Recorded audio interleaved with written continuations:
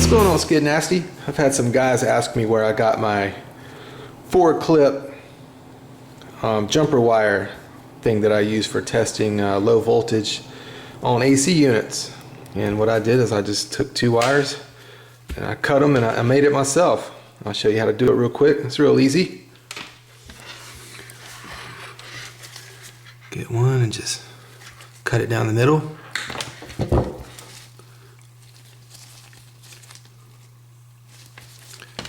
And get the other one and do the same.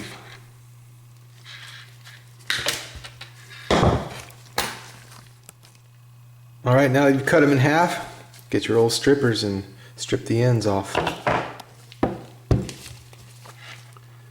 Break out the old strippers. Do the same thing to the others. Doesn't have to be perfect. I mean, if you're a perfectionist and you want to measure everything, go ahead. Won't hurt nothing. I just find a good spot and I just strip it. Alright, now we'll wire nut them all together.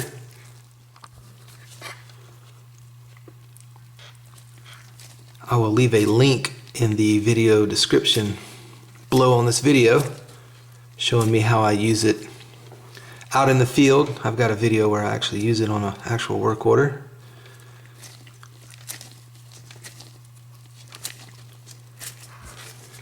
It sure does help.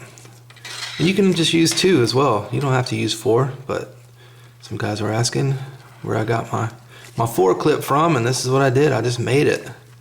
Because I like getting the whole unit going, you know, I like to have one on red, one on green, one on yellow, have the whole unit going. And when you've only got 2, you know, you can only put one on red wire, one on green. Alright, just do it real tight. That looks good to me. And then wire nut it together. Then I'll test it before I put electrical tape around it.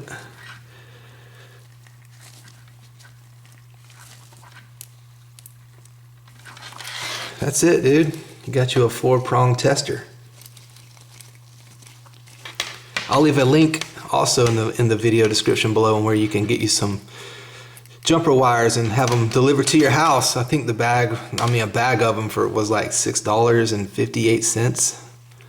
So that's real cheap, and you get all different kind of colors. So you can have a red one, a yellow one. I mean, you know, like a red for the power coming in, a yellow for the condenser. I mean, you can actually do it wire for wire for only $6. You get a pile of them, man. So I'll leave a link to that in the description below as well. Alright, let's test this out. Alright, to test them out, set your meter to continuity where it beeps.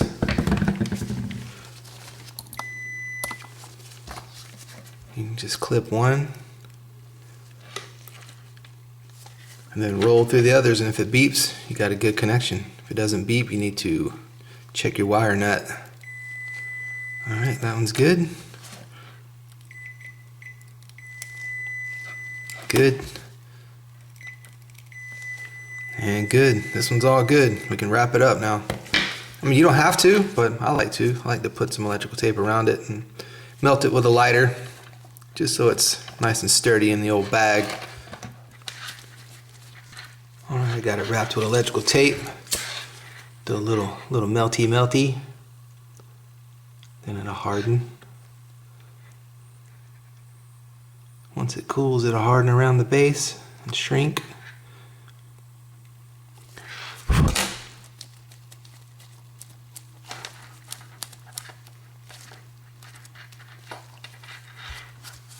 And that's it, man. That's all there is to it. You got you a 4-clip low voltage tester.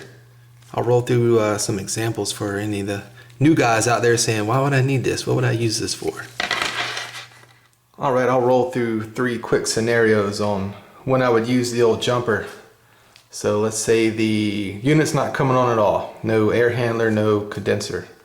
I pull the plate off the thermostat. After I pulled the plate off the thermostat, I would pull the wires out, all of the thermostat wires except the blue.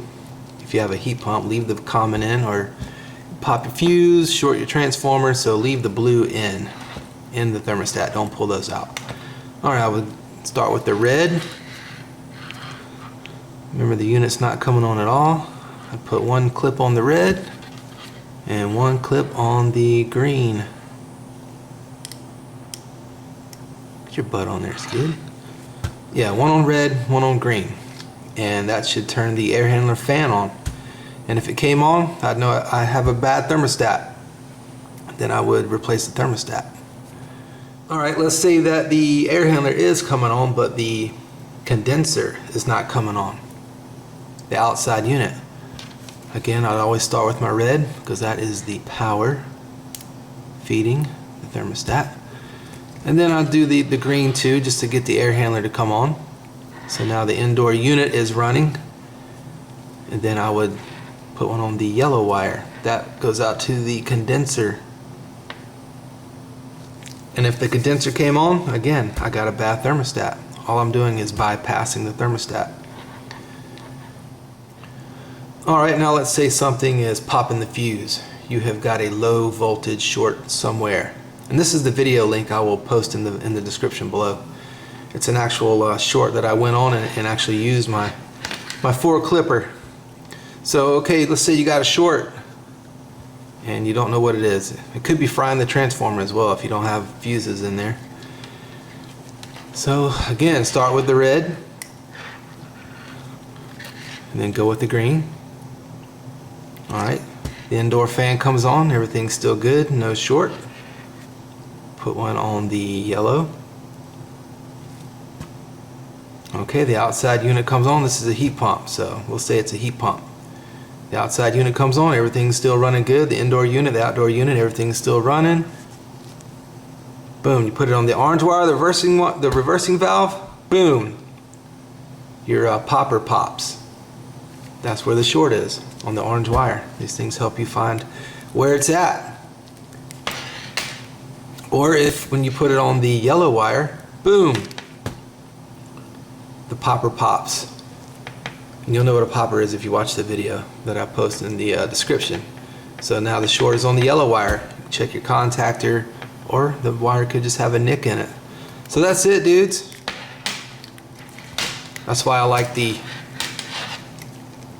4 alligator clip doohickey that I've made here. That's it.